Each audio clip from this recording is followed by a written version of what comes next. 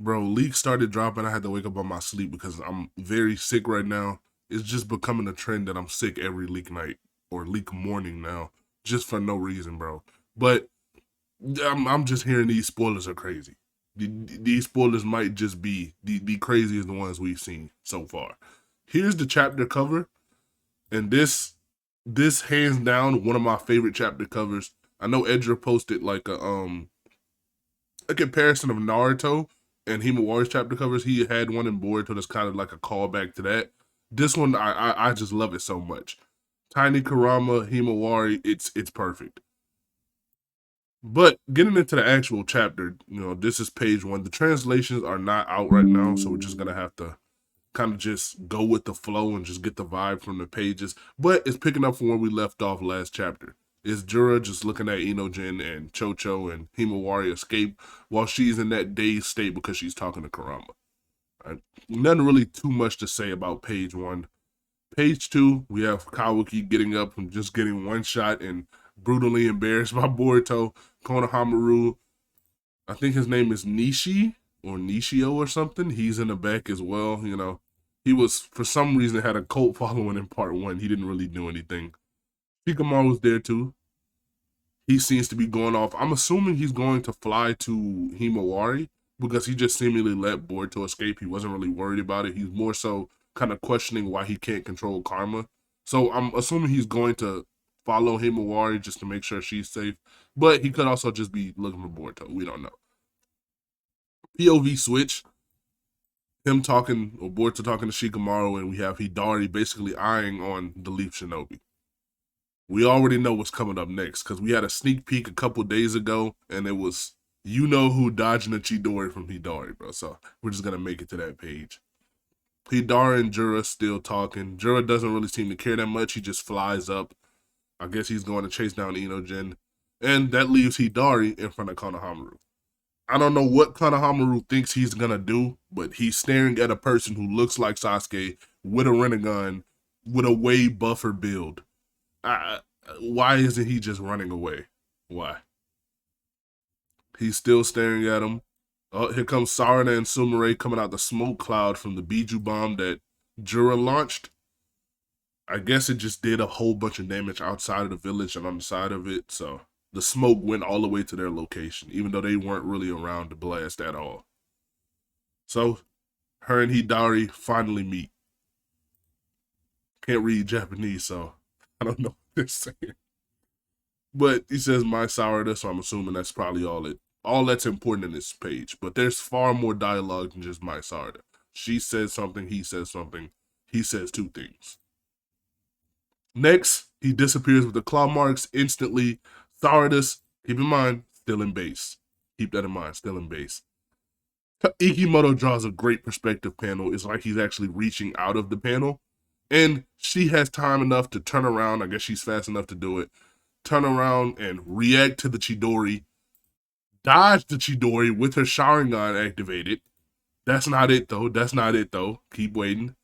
And respond with her own Chidori and tag him. You see the little mark right here? She hit him in the stomach, hit him on the side. It wasn't a full hit, but she still managed to graze him, which is just a crazy feat in general. He falls to the ground and she's still standing. All the people who doubted Sarada for no reason, just because she's a female, just because people think this is Sasuke's child. She has the chakra of Sasuke and Sakura. She was just bound to be super powerful and have crazy high potential. Hidari falls to the ground, and he seems to be kind of just, ticked off by what she just did. And she's just more shocked than what, because she is facing her father, quote unquote, at the end of the day. And POV switch again to Kurama and Himawari. So this baby Kurama, I'm assuming, is just explaining why he's here and explaining his power to Himawari. We don't have translations again, but you just kind of get the vibe from that. Jura on the outside, or real world, not the mindscape, is still chasing down Inojin, Chocho, and Himawari. That bird cannot be that fast. Oh, well, I know Jura is just super fast, but he just catches up to it almost instantly. She's still talking with Kurama in the other dimension. No. Can't read any of this. I need to study up on my Japanese one of these days. But again, back in the real world, she clicks into consciousness. I guess this is her finishing her talk with Kurama. Jura still speeding towards them. Now, this next panel I saw already, and I just find it crazy how he's just doing this willy-nilly. But fires up a beach ball. He just charges up another one. Like, for no reason, he's just trying to blow up these children when they're clearly just defenseless. They can't do anything to Jura at all. He breaks the wing off, causing the bird to not be able to fly anymore. But Chocho, with her quick thinking, is able to kind of cushion the landing with her expansion jutsu. Now they're in some random location. I'm not aware if this is part of the Leaf Village or like far out the Leaf Village. I've never seen this. It kind of looks like the other dimension that Ishiki, Boruto, and Sasuke and Naruto teleported to, but can't really say for sure because we know they didn't go through a portal. So this is definitely on Earth.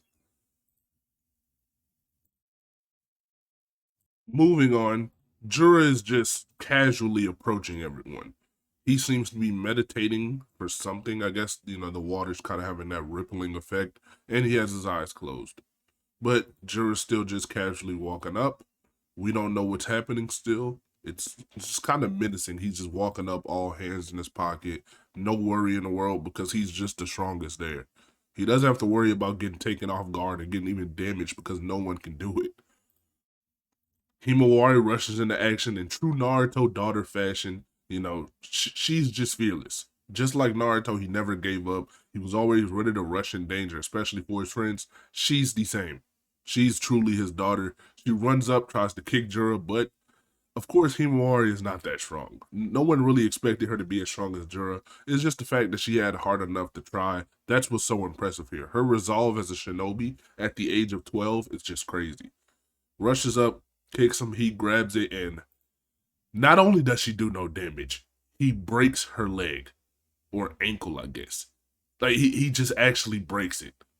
And she's just so shocked and so much pain that she's probably never felt anything like this before. She's in disbelief.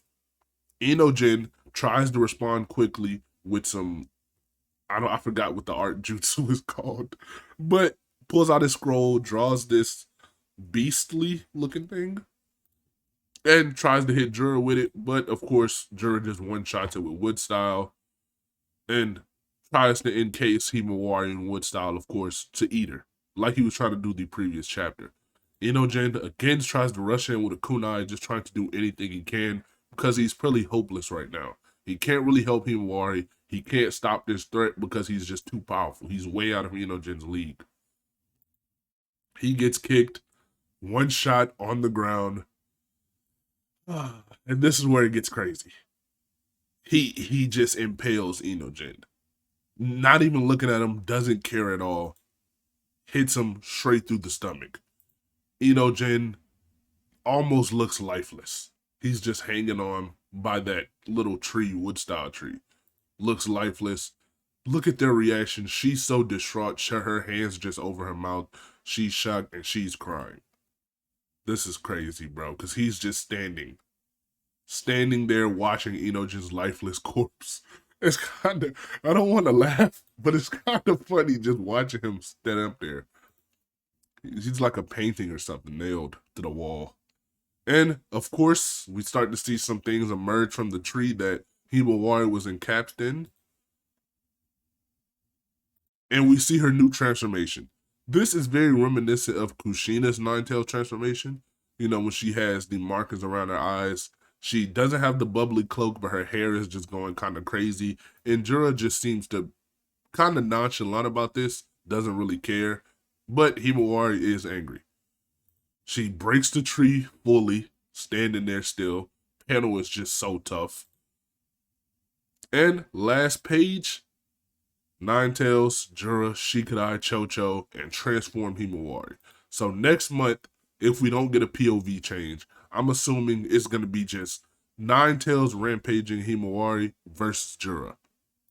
But what I would like to see is kind of just a finish of Hidari versus Sarada, because while I do love this chapter, I have it a 10 out of 10. It's absolutely flawless right now, and I don't even have the translations yet. It's just the art was perfect, the emotions were perfect, the exchanges were perfect, and they all made sense. But I kind of feel like we abruptly just ended on the Hidari versus Sarada stuff. That's not really a negative to the chapter. That's more or less just something personal I want to see because, as anyone knows, Sasuke is my favorite character in fiction. So I like anything Sasuke, even if it's his Jubi clone. And Sarada being his daughter and just being a cool character in Boruto, I love her as well. So I would love to see this exchange. Although Himawaris form just is cold. Like I can't sit here and sugarcoat it at all. It's extremely cold. Now, like I said, I am very sick, right? I'm sick every leak day for no reason at all. God knows what. But I'm also going to be making a Sarada power scale video because I think she is very underrated. And with this new feat right here, uh, yes, it's kind of just telling us, right? Because she reacts to Hidari and is able to kind of tag him and damage him a little bit, as you can see with that. So watch out for the next video. I'm going to upload that probably in a couple days, probably when the chapter officially releases. But I'm going to take as much medicine as possible and try to recover very quickly because being sick just sucks.